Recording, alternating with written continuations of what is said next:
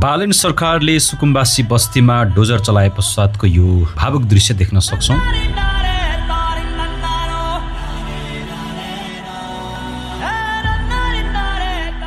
आम नागरिकले जिउन पाउनु पर्ने अधिकार, खास गरी गरिब, निमुखा, श्रमजीवी जनताहरूलाई बाँच्नु पाउने अधिकारको व्यवस्थापन सरकारले गर्नुपर्ने हुन्छ। त्यसमा पनि वास्तविक सुकुम्बासीहरूलाई सरकारले बस्नेको वातावरण नमिलाइकन यो काठमाडौँको थापाथली, गौरीधारा, त्यस्तै गरी सिनामङ्गल क्षेत्रमा चाहिँ डोजर चलाएको छ। अनि आज सामानहरू सारेको छ, कहाँ जाने भन्नुभएको छ त बुवा मम्मीहरूले?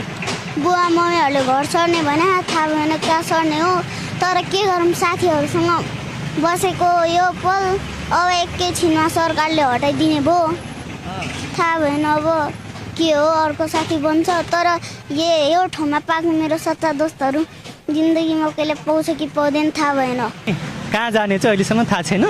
थाहा छैन, अब थाहा भएन कहाँ जाने हो। तर स्कुल पनि फेर्ने हो, स्कुल पनि मेरो स्कुलमा पनि सच्चा दोस्तहरू थियो।